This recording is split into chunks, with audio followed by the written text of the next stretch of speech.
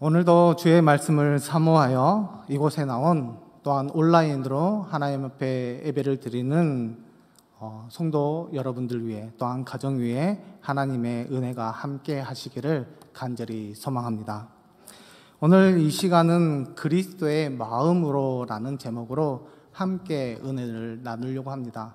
말씀 가운데 하나님의 그 마음을 알아갈 수 있는 귀한 시간이 되기를 간절히 소망합니다. 요즘 코로나가 빠른 속도로 확산되고 있습니다.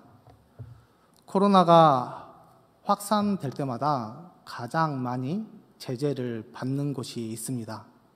그곳이 어디냐? 바로 교회입니다. 특히 교회에 코로나가 확산되었다는 뉴스를 접하게 되면 성도와 교회를 비난하고 비판합니다. 그것뿐이겠습니까? 예수님과 하나님도 비난하고 비판을 합니다. 그런데 이런 일들이 처음은 아닙니다.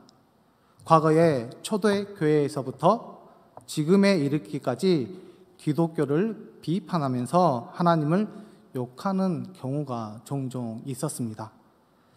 기독교를 비판하는 사람들의 주장 중에 하나님에 대한 내용들이 이런 내용들입니다. 구약의 하나님은 너무나 독선적이다. 모든 것을 이기적으로 판단하고 처리를 한다. 홀로 모든 것을 독차지하려고 하며 폭력도 서슴지 않는 신이 바로 하나님이다라고 그들이 주장하는 것을 보게 됩니다. 그들이 그럴 법한 예를 들어 설명은 하지만 비판적이고 단순한 지식에서 그들이 주장하는 내용들입니다. 성경을 깊이 있게 살피고 하나님의 사랑을 경험한 사람들이라면 절대 동의할 수 없는 내용들입니다. 하나님은 온 우주 만물과 생명의 주인이시기에 그분은 홀로 영광을 받으셔야 할 분입니다. 그러기에 그분은 홀로 영광을 받으셨을 뿐만 아니라 우리가 최선을 다해 마음과 뜻과 정성을 모아 하나님을 사랑해야 합니다. 이것이 신앙을 가진 사람이라면 절대 부정할 수 없는 내용입니다. 이렇게 홀로 영광을 받으시는 하나님께서 그냥 계시는 분이 아니십니다. 하나님께 영광을 돌리는 자들과 하나님을 사랑하는 자들의 그의 삶들을 책임져 주시는데 시편 91편 14절에서 15절의 말씀을 보면 이렇게 말씀하고 있습니다. 하나님이 이르시되 그가 나를 사랑한즉 내가 그를 건지리라. 그가 내 이름을 안즉 내가 그를 높이리라. 그가 내게 간구하리니 내가 그에게 응답하리라. 그들이 환난을 당할 때에 내가 그와 함께하여 그를 건지고 영화롭게 하리라. 아멘. 하나님을 사랑하면 건져주시고 높여주시고 응답해주시고 영화롭게 해주신다는 하나님의 약속의 말씀입니다.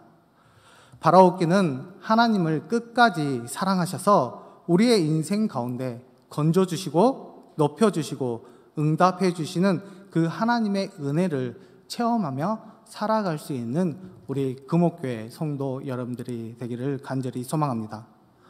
이렇게 하나님의 마음속에는 하나님을 사랑하는 자녀들이 자리 잡고 있습니다. 그런데 하나님을 사랑하는 자녀에게 또 다른 사랑을 요구하십니다. 그렇다면 그 사랑은 어떤 사랑일까요? 바로 이웃 사랑입니다. 요한 1서 4장 20절의 말씀입니다. 누구든지 하나님을 사랑하노라 하고 그 형제를 미워하면 이는 거짓말하는 자니 보는 바 그 형제를 사랑하지 아니한 자는 보지 못하는 바 하나님을 사랑할 수 없느니라 라고 말씀하고 있습니다. 하나님을 사랑한다라고 말은 하지만 그의 삶 속에서 그의 말 속에서 그가 형제를 미워하는 말 또한 말하는 말이 있다면 그는 하나님을 사랑하지 않는 것이다 라고 분명하게 우리에게 말씀해 주고 있습니다. 그러기에 하나님을 사랑하는 자녀들은 그 마음속에 이웃이 자리해야 한다라는 것을 우리에게 가르쳐주고 있습니다. 그러기에 우리는 하나님께 예배하러 나올 때 유익과 화평의 삶이 있어야 하며, 하나님을 섬기기 전 우리가 먼저 이웃을 섬기고 그들의 삶의 축복을 빌어주게 되었을 때 그는 진정 하나님을 사랑한다라고 분명하게 말씀할 수 있다라는 것입니다. 하나님의 마음속에는 하나님을 사랑하는 자와 그 이웃이 자리하고 있습니다. 사랑하는 자와 이웃이 함께 나눌 것이 있다면 서로 나누는 마음으로 하나님 앞에 나아가게 된다면 하나님은 더 없는 풍성함과 은혜의 삶이 우리 가운데 임하도록 인도해 주시고 만들어 주실 줄 믿습니다. 오늘 본문 말씀을 통해 이 부분에 대해서 다시 한번 확인해 보려고 합니다. 신명기는 광야 40년간 광야에서 생활했던, 그리고 그가 이 요단강을 건너기 전 모압 평지에서 주신 말씀이 신명기의 말씀입니다. 신명기에는 중심 주제가 여러 개의 중심 주제가 있습니다. 그 중에 한 가지 주제를 이야기해 보면 축복이라는 주제를 말할 수 있습니다. 이 축복의 주제를 가지고 오늘 말씀을 드릴 건데요. 1장에서 11장까지의 말씀을 보면 이렇게 나와 있습니다. 그동안 역사적의 해고를 다시 한번 생각해 보면서 그 해고를 통해서 강한 메시지가 무엇이었느냐, 바로 하나님의 명령을 잘 지키면 번성한다라는 그 메시지가 1장에서 11장까지 나와 있습니다. 이것을 한번 생각해 보면 축복의 조건에 대해서 하나님께서 말씀하신 것입니다. 다시 말하면 너희들이 순종하게 된다면 번성하게 해 주실 거라는 그런 말씀입니다. 그 말씀이 바로 신명기 28장에서 아주 자세하게 기록되어 있습니다. 신명기 28장 2절과 3절의 말씀입니다. 우리 같이 읽겠습니다. 내가 내 하나님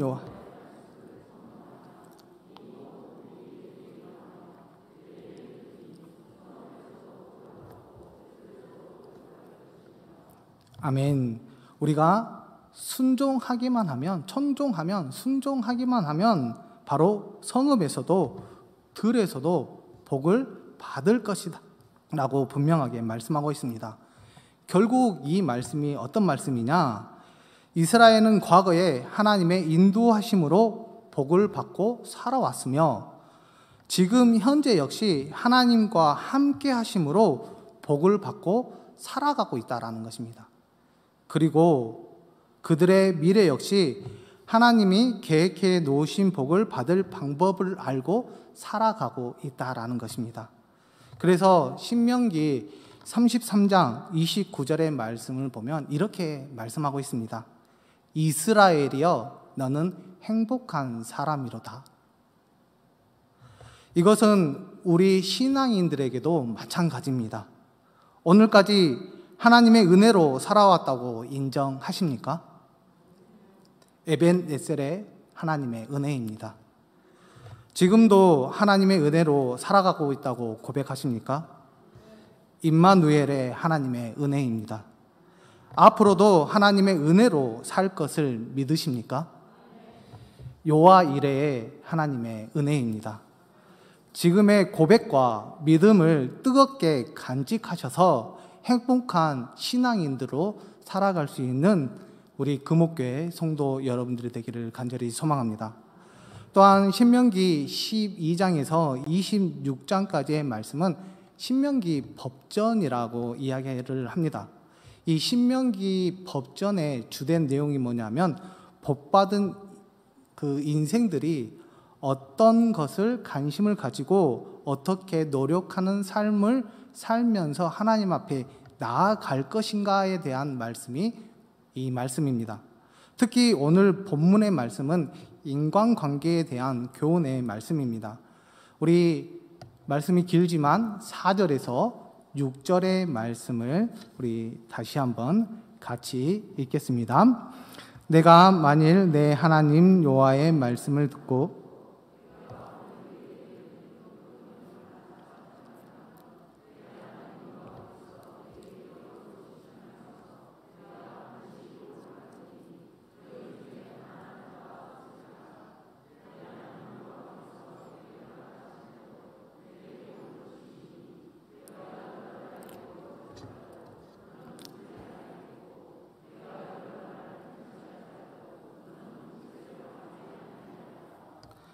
아멘.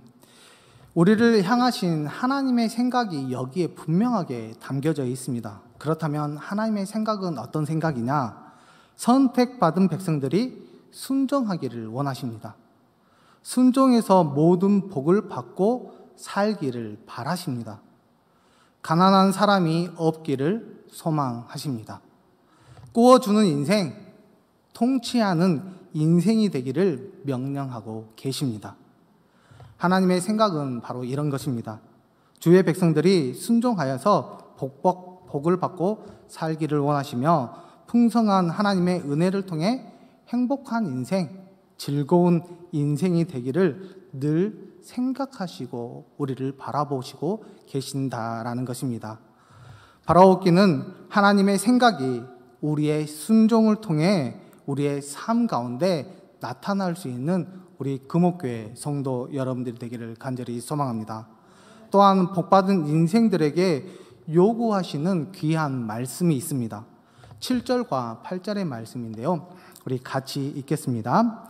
내 하나님 여호와께서 내게 주신 땅 어느 성읍에서든지 가난한 형제가 너와 함께 거주하거든 그 가난한 형제에게 내 마음을 완악하게 하지 말며 내 손을 움켜쥐지 말고 반드시 내 손을 그에게 펴서 그에게 필요한 대로 쓸 것을 넉넉히 구워주라.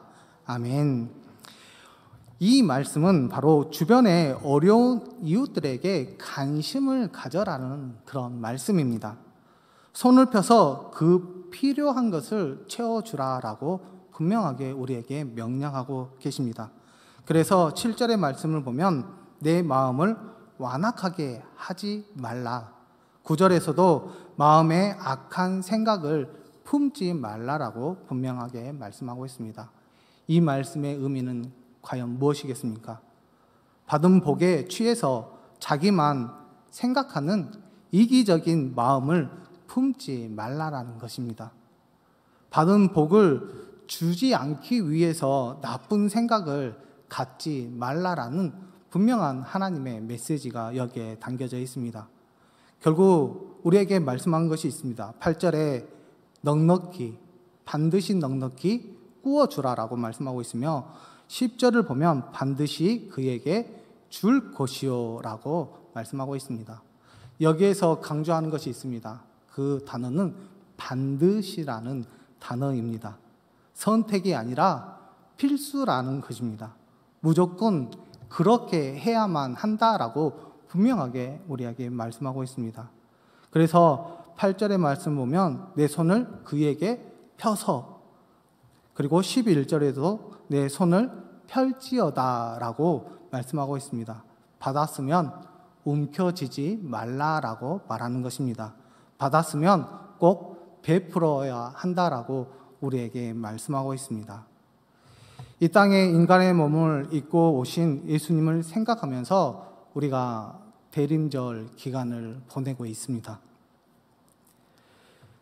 그렇다면 이 땅에 인간의 몸을 입고 오신 예수님의 마음이 어떤 마음이겠습니까? 우리를 위해 십자가를 지신 예수님의 마음은 어떤 마음이겠습니까? 우리의 삶을 바라보고 계신 예수님의 마음은 어떤 마음이겠습니까? 예수님은 자신을 먼저 생각하시는 것이 아니라 죄인인 우리를 먼저 생각하시는 마음을 가지셨습니다. 인간이 되신 비천함보다 우리를 더 높여주려고 그것을 생각하셨습니다. 십자가의 고통보다 우리의 구원을 더 생각하셨습니다. 우리의 이웃과 우리의 행복을 위해 예수님은 자신의 평화를 접으셨습니다. 하나님께서는 선택의 여지를 주셨지만 예수님은 반드시 필수를 받으셨고 겟세마네 동산에서 기도로 피하고 싶은 생각을 때려잡으시고 죄인이 되셨습니다. 그리고 무거운 십자가를 자식을 없는 부모의 마음으로 짊어지셨습니다. 과연 예수님께서 이것만 하셨습니까? 예수님은 자신의 것을 남김없이 다 베풀어 주셨습니다. 거처도 없이 누울 무덤도 없이 철저한 베푸는 삶을 우리에게 보여주셨습니다. 시간과 땀과 사랑을 끊임없이 나누어 주셨습니다. 물과 피를 남김없이 흘리시며 그 생명까지도 우리에게 내어 주셨습니다. 이 예수님의 마음과 삶과 사역이 지금 우리의 모습으로 만들어 주시고 함께 해 주셨다라는 것입니다. 그러기에 복받은 인생, 우리는 복받은 인생이고 복받은 인생은 예수님의 마음을 품고 살아가야 합니다. 행복한 자들은 예수님처럼 살아야 합니다. 대림절 절기의 신앙인들은 예수님의 마음을 기억하며 그 삶을 훈련해야 합니다. 코로나19로 우리가 많은 힘들고 어려운 시간을 보내고 있습니다. 그리고 그 기간이 벌써 1년이 다 되어 갑니다. 아직도 코로나에 관련된 일들이 가장 큰 이슈가 되고 있습니다. 이러한 이슈가 성탄절이 밀리고 있습니다. 세상을 향한 엄청난 축복의 사건이 뒷전으로 밀리고 있다라는 것입니다. 주변의 상황 때문에 성탄절 의미가 생각나도 그 진정한 의미를 잃어버리고 살아가고 있다라는 것입니다. 문화선교회에서 설문조사를 하게 되었습니다. 설문 내용은 이렇습니다. 성탄절 하면 예수님이 가장 먼저 떠오른다라는 질문에 7.2%가 예라고 대답했습니다. 그리고 성탄절은 어떤 날이냐라는 질문에 50%가 노는 날, 선물 받는 날이라고 대답했습니다. 그리고 성탄절이 향락적 상업주의에 변질되었냐는 질문에 61.5%가 그렇다라고 대답했습니다. 그래서인지 과거에 이런 캠페인이 있었습니다.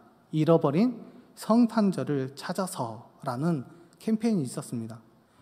내용은 이렇습니다. 예수님의 나심의 의미를 되새기며 이날을 예수님을 전하는 기쁨의 날로, 약자들을 돌보는 섬김의 날로 회복하자. 이런 캠페인이 있었습니다. 혼란한 사회적 환경과 바쁘고 피곤한 나날 속에서도 예수님의 나심이 우리에게 얼마나 큰 축복인지를 우리가 다시 한번 생각해 보아야 합니다. 그래야 감사와 기쁨의 성탄절을 맞이할 수 있기 때문입니다. 더불어 예수님이 그랬었던 것처럼 우리가 열린 마음을 가지고 펴진 손을 우리가 준비하여서 나눔의 성탄절을 보내야 합니다. 저희 교회는 나눔의 성탄절을 보내기 위해서 25일 노을 케이크를 준비하여 이웃과 함께 이렇게 나누려는 계획을 가지고 왔습니다. 하지만 생각하지도 않게 사회적 거리 두기 2.5단계가 내일 0시부터 1월 3일 주일까지 시작하는 바람에 부득불 오늘 노을 케이크를 나눠주게 되었습니다.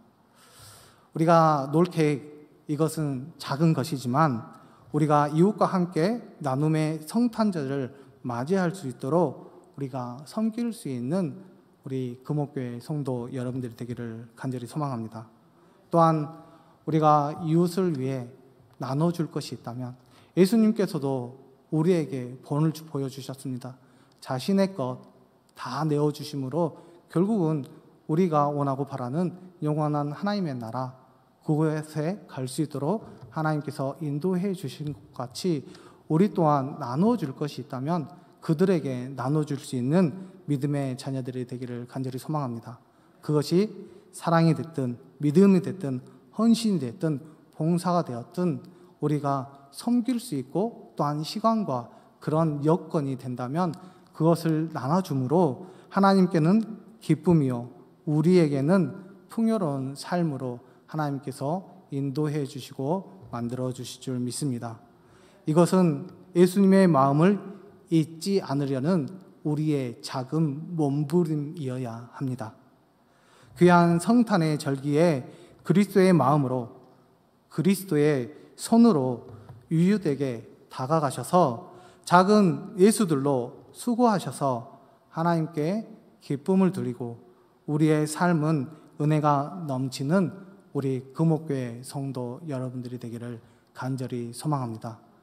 예수님께서 우리에게 보여주신 그 삶, 우리 또한 그것을 베풀며 나아가는 자녀에게 하나님께서 우리에게 힘과 주시고 또한 힘들고 어려운 시간들을 이겨 나아갈 수 있도록 우리에게 은혜 주시고 또한 놀라운 기적과 같은 일이 일어날 수 있도록 만들어 주시고 함께 해 주실 줄 믿습니다.